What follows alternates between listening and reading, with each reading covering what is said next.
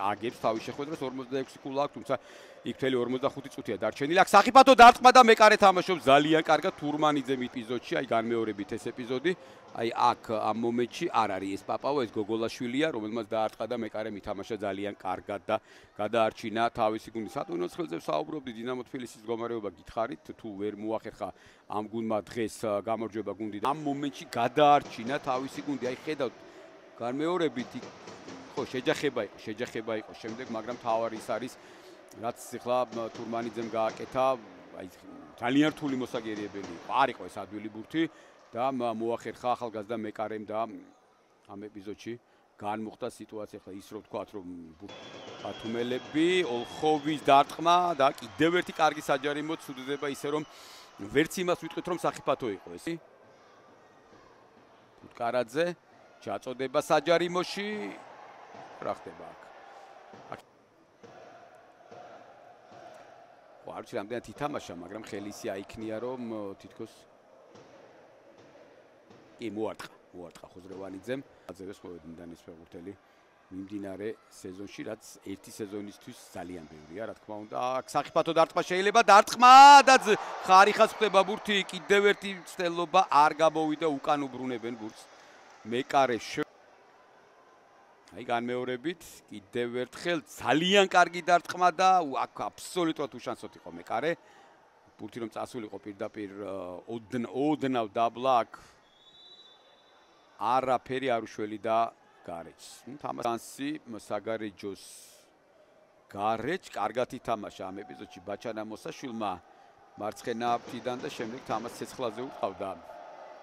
საბოლოო ჯამში აი ხედავთ ეს ფეხბურთელი მერვე ნომერი სწორედ, მაგრამ ზუსტად კარის მართულებით ბურთი ვერ გაგზავნა. განახლა უკვე თამაში თურმანიძემ.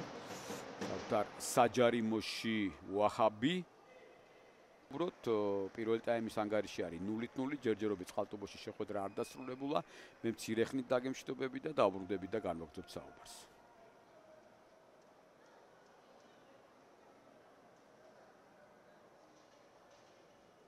შედეგები შევაჯამოთ და რა მდგომარეობა ექნება აქ სახიფათო ეპიზოდი შეიძლებოდა დარტყმა დაარტყეს კიდევაც კარის მართულებით გარეჯის ფეხბურთელებმა, მაგრამ აქ კარგად თამაშობენ მცველები. მთელი ბარათი მათე თურმანიძეს. აი ამ შემთხვევაში ზელოს რა თქმა უნდა ნებისმიერ შემთხვევაშია გამორბენი დარტყმა და პირველივე გამოცდა ვერ ჩააბარა მეკარემ.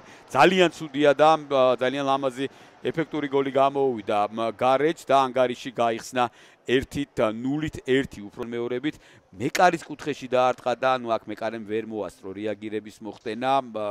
თითქოს ყველაფერი კარგად იყო. გალახვარიძესთვის რაც არ უნდა მნიშვნელოვანი იყოს, ეს პირველი გოლია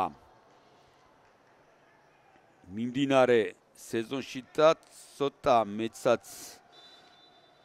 ასე რომ მეორე ტაიმის დებიუტში ყველაფერი რადიკალურად შეიცვალა. კიდევ ერთი ეპიზოდი და 2-2-ია უკვე 52 წუთზე ძალიან სწრაფად და გალახვარიძეა ეს ფეხბურთელი რაც არ უნდა უცნაური იყოს.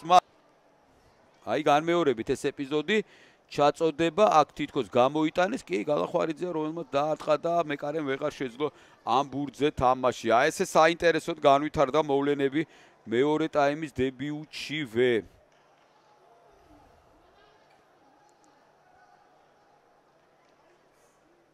ხო, რა თქმა უნდა, გარეჯისათვის ეს მეორე მხრიდანაც შეხვედრა ძალიან მნიშვნელოვანია ეს გატანელი გოლები, მაგრამ დინამო ბათუმი როგორც ჩანს, ცოტა აირია აი ამ გაძევების შემდეგ, პლუს ამას მოყვა ერთი გოლი, შვილი შევიდა საჯარიმოში, ფოფანა დაარტყა გადმოვარდნილ ბურთზე. კოხრეიძე ცრუ მოძრაობა, გადაიტანა მარცხენა ფეხზე, დარტყმა და ანგარიში შემცირდა 1-2-61 წუთზე. ნუ ლიგაში, რა თქმა უნდა, ბათუმის დინამოს შემადგენლობაში აი ამ ეპიზოდში თითქოს ზედმეტია ეს მოძრაობა, მაგრამ მაინც იქ ასხლეტა იყო ერთი მეორეც შეიძლება, მაგრამ ამას არ აქვს მნიშვნელობა.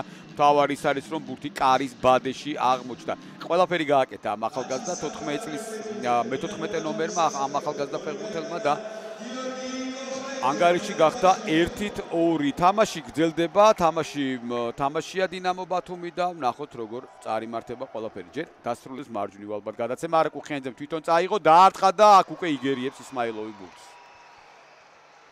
დან მოხდა და ამიტომ აქ ზოთა ეს მიუთითა შემდეგ უკვე ფარჯიკია, რომ კარანელი პენალტი არ იყო. აქ კი კუხიანიძეს დარტყმა მოიგერია ისმაილოვმა და უთხური არის მარჯვენა ფრთიდან.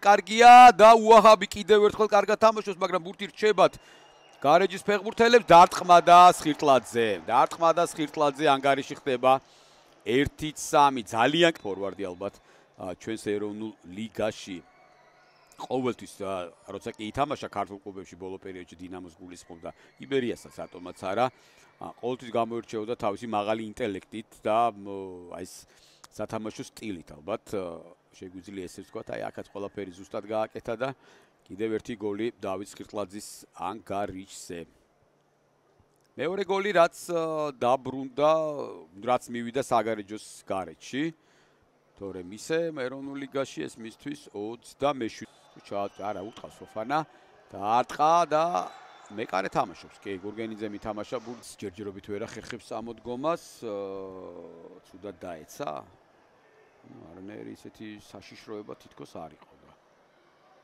ფეხს იტკიებს არა წამოდგა ყველაფერიან შეტევაზე ვნახოთ შორეული დარტყმა და ბურთი სდება მიზანს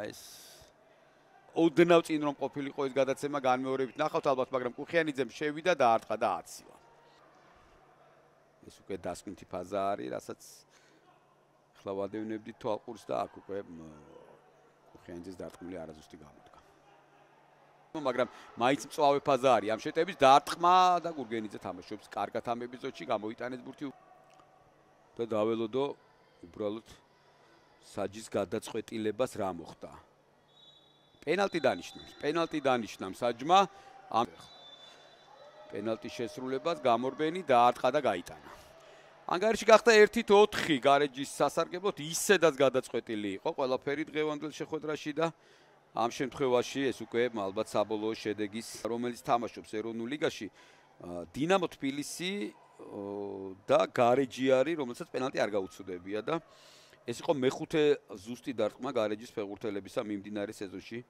პენალტის ნიშნული და რაც შეეხება დინამო ბათუმის კარში 7-ჯერ დაინიშნა მე-7 დაინიშნა მიმდინარე სეზონში პენალტი ბევრი არ ვფიქრია ამ შემთხვევაში გარეჯის შემტევს